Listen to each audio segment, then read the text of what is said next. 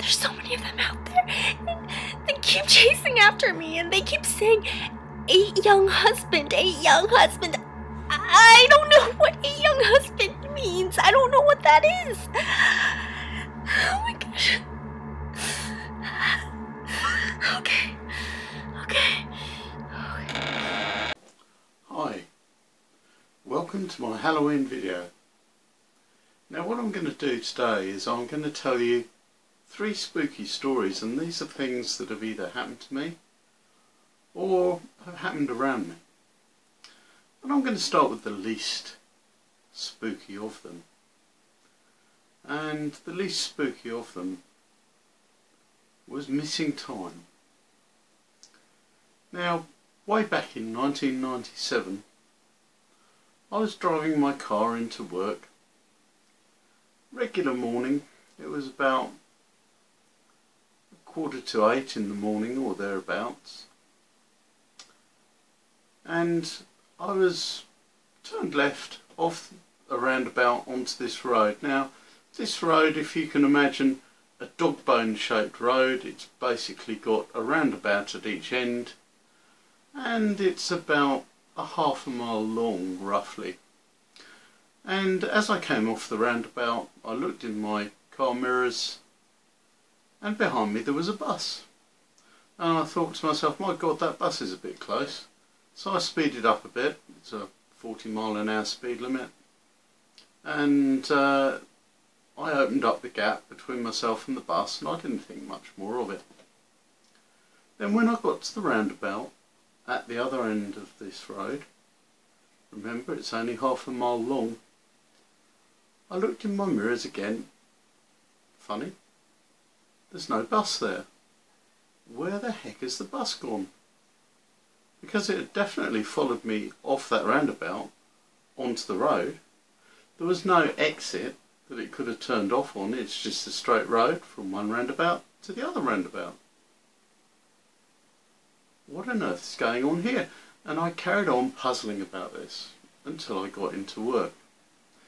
Now at that time I was running an engineering department, and normally I'd get into work about 10 minutes early, but that day I decided to get in there 20 early because I had a meeting to prepare for that was at 10 o'clock in the morning, and it was a very important meeting, so I decided I'm going to get in there 20 minutes early.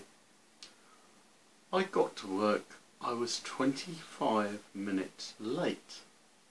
Now, I know for sure I left home at the right time. So what happened? I lost 45 minutes, the bus disappeared. All I can think about is somehow I was somewhere else at some point in that journey. How, why, who? But I've since learned that this is a classic tale of missing time, and I cannot account for that missing 45 minutes in my life. Doesn't matter how much I think about it.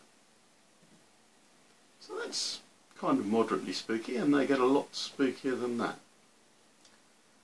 And the second story happened in my youth. I was, let me see, I would have been 19 years old, and I was going out with a young lady called Michelle, who was a nurse. And the local nurse's home, which is where she lived, obviously they didn't allow men in after hours, and it was quite an old building, security wasn't that good, and what used to happen is that she would actually leave one of the ground floor windows open, as in the latch unlocked. I knew which window it was. I'd go up to the window at about 9:30 at night, open the window, go in, walk along the hall and up the stairs to her room. Not a problem, never saw security once. So, that's what I did. And we spent the evening as young people do. And it was about 1:15 in the morning. And all of a sudden there was this big rumpus. I mean, you could hear these bangs and sort of gong-like clanging noises, all over the nurse's home apparently. And she said, go on, you better get out, something's happening. And so I did the exact reverse of what I did to get in, and out through the window I went. Now, the next day I saw her again, and she had quite a story for me. Apparently the banging and clanging we'd heard came from the basement. Now, in the basement of that place, it has one door in, it has two small, about a foot square air vents, and there's no other way of gaining access or getting in and out of that basement whatsoever, and the door was always kept locked. Well, one of the nurses was walking past there. She hadn't bothered to put the light on because she knew exactly where she was. I mean, after you've lived in a place for a couple of years, you don't really need the lights to walk around. And so she was walking around. She was going from the communal kitchen to her room. As she passed the basement door, the door suddenly flew open and something pulled her in. And poor girl apparently was too terrified even to scream. Her throat completely locked up, and what she said happened was, literally, she did the most girly thing possible. She actually hid her head as she was pushed into a corner of this basement. Now, there are two rooms apparently in that basement, which I didn't find out until about a year later. I was talking to one of the firemen, as it happened, who had called out. There was two rooms in that basement, around about 30 feet square. In one room you had the oil boiler for the central heating, and you had a whole bunch of old stored furniture. And it was into that first room that she was dragged, pushed down in a corner, and she hid underneath her pullover. Basically, she did that because whatever had pulled her in there she didn't want to see. She didn't have the feeling that it was at all human. And the next thing she heard was a lot of banging and the same sort of thing that we heard, which it turns out was oil drums being moved from the second room. Now, in the second room there was the primary oil tank, which is quite a big tank, obviously totally immobile. But during the 1970s oil crisis, the nurse's home had actually bought some spare oil, just in case they couldn't get hold of any more. And this was stored in 5 50-gallon drums, and these drums were full. And a 50-gallon drum of oil is exceptionally heavy. One person can't easily move it, let alone do what they found when they tried to open the door.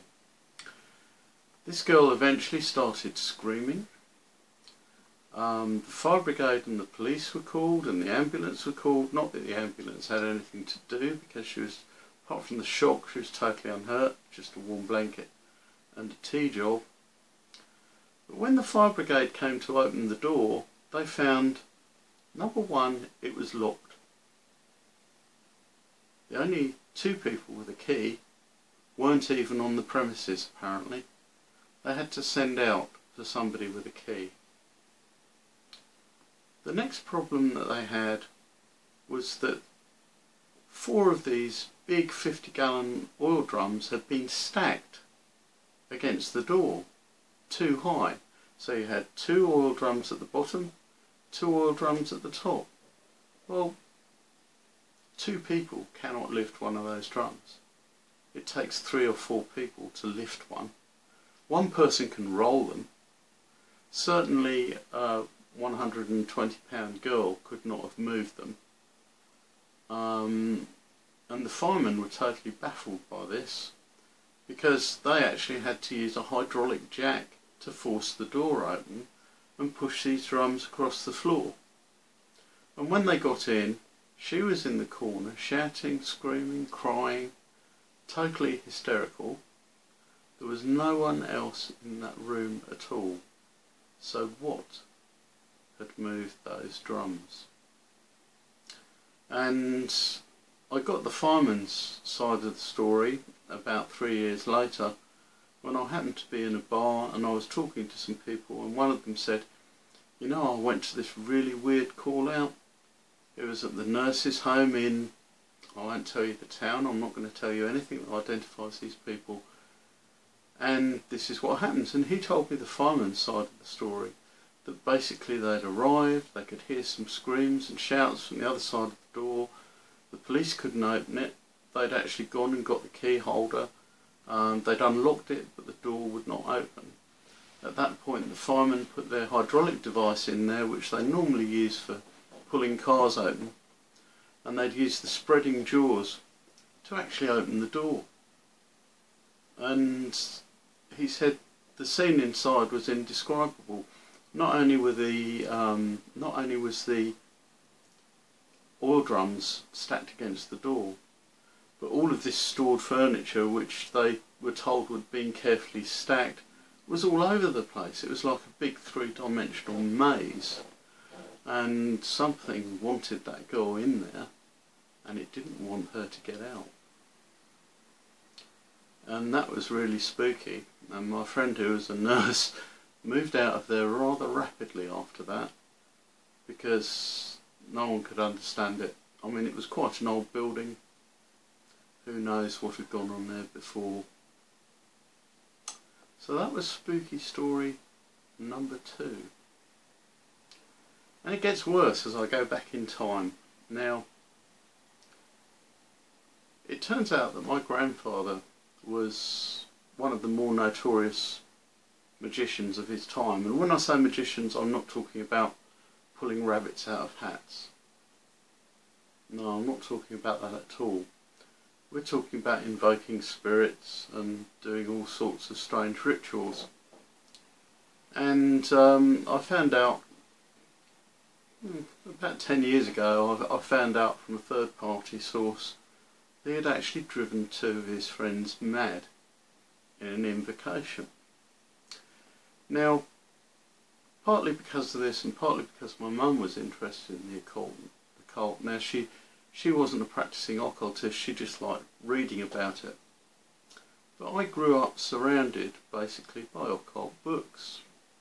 And she had quite a library, some of which I still have to this day. And some of Aleister Crowley's work, some of the medieval magicians' work, like the Sacred Magic of Abramelin the Mage, and so on and so forth, which are really not very good reading, but hey, I grew up with it. And I'm a fairly omnivorous reader, so I used to read these quite a bit. And at school, myself and 2 of my buddies decided to get together, and we formed this, like, Ouija club. And in the lunch breaks, we'd find a deserted classroom and we'd have Ouija sessions.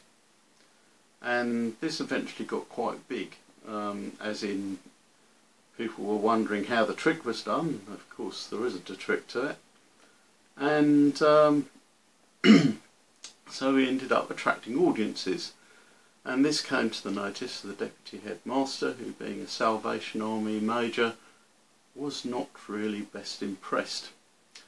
And this notice ended up going up on the school halls, and we were banned, and like nobody used to use the classroom for the purposes of spiritualism or any other such activity, etc., etc. And my friend, especially my friend Peter, he was really fed up with that, because he rather enjoyed these sessions. He liked the air of mystery and suspense and all the rest of it. And his sidekick, he also convinced to retry something else. And the something else they tried to retry, and this was with no prompting with me, Peter decided that he wanted to summon a demon. And to do this, he'd actually gone to the local library. He'd got his mother to sign a special paper to say that he was allowed to take out adult books. And he'd taken out all the books on magic that they had, which of course wasn't a patch on my mum's library, which I'd read a few books from already. And so off he went with his friend Lance, and they tried to summon this demon, and like nothing happened basically. And where they were doing this, it was on top of the hills, and there's an old Celtic fort up there, and that's where they were doing it. Now, a few weeks later, when we were back in school after the summer break, he came up to me and he said, look, he said, I know you know something about this stuff probably more than we do. What are we doing wrong? And I said, I don't know, because I don't know what you did.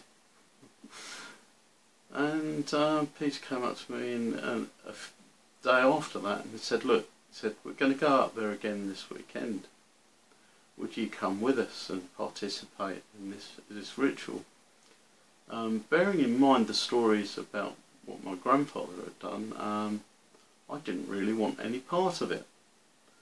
And after a lot of prodding, they eventually persuaded me to go along, but I said, look, I'm only going to go along as an observer. Right, I'm not going to do anything, I'm not going to participate, but if I see that you're doing anything really badly wrong that I know about, then I'm going to tell you. And they said fair enough, so off we went.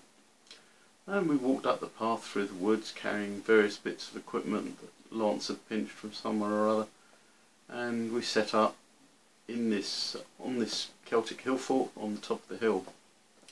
And it was a beautiful day. You could see from miles, you could see the local towns and villages, and really it was a nice day to sit up there and just do nothing. But this is not what Peter had in mind. So he laid out a magic circle of sorts using rope and some sand, and he began doing what he believed was a ritual to summon a demon. And at the time he didn't tell me what it was that he planned to summon, but it turned out that he only knew the name of one demon, and so he really didn't have a lot of choice. And the only demon he knew about from what he'd read in some book or other was Beelzebub. So off he goes, and he does his thing which he thinks is going to summon this demon, which is exactly the same as he and Lance had done before. And Lance does his bit and joins in some chanting and all the rest of it, and once again absolutely nothing happens. And he came up to me and he afterwards, and he said, well, this was, all the stuff was still lying around on the ground obviously, and he said to me, look, he said, nothing happened again, what did we do wrong? And I said, well, there's no atmosphere. There's no atmosphere up here at all. You're obviously not thinking about what you're doing, you're just going through the actions. I said, in all the books I've read, it's very important what goes on in the magician's mind. You've really got to believe what you're doing, you've really got to do this, that and the other. And he said, look, he said, some time ago you said to me that you'd read something in one of your mum's books about the words that open the gates of hell. And this is true, I had. And they're in this book, I'm not going to repeat them here. And in the book they're backwards, because you're not supposed to look at them, you're not supposed to write them down, you're not even supposed to think them the right way round. As a safety measure, it's kind of like the safety catch on a gun. And he said, look, tell me what they are, tell me what they are. And I said, no, I'm not going to. And he started calling me all sorts of names, and he started prodding me, and Lance joined in and said I was chicken and all the rest of it. And eventually they got me angry enough that I just pointed at the centre of the circle and shouted these words. Well, not shouted, because you can't shout magical words, you have to intone them. The technical word for it is vibration. But I vibrated these particular words, and almost instantly the atmosphere changed. The air was full of black flies, little tiny flies like fruit flies. What in England we call thunder flies. They appear usually just before or just after a storm. And they were so thick that you couldn't inhale without breathing them in, and the view was gone. All you could see was a shifting mass of blackish grey fly bodies, really, and wings. And we ran for it. That's the only word for it. We ran like hell. It took us about an hour to get up there. I think it took us 15 minutes to get down. And nobody wanted to go back and collect the stuff, despite the fact that some of it Lance had pinched from his mother's kitchen, and he knew he was going to get into trouble for it. It wasn't until later, about a year later, I was reading another book out of my mother's library, and I found out Beelzebub, his full title, if you like, is Lord of the Flies, of the Corpse Pits, of Baal. Now, Baal is a most horrible god. People used to sacrifice humans, and mostly babies and children, I'm afraid, to Baal. And Beelzebub was regarded as being worse than Baal, which gives you some idea of what Peter was unwittingly trying to summon. And this is a bit of a cautionary tale. As it happened, I myself had no further ill effects from this. Neither, I believe, did Lance, although I haven't seen Lance for an awful long time. Peter went to Australia. I don't think it was to escape the wrath of Beelzebub, but he went to Australia. And he never lost his fascination for the occult. In fact, he now runs a very successful occult bookstore. So, those are my 3 spooky Halloween stories. And if you feel it deserves a like or a comment or a share, then by all means do so. Thanks very much. Arduinotronic, harmonic, ionic, bionic, atomic.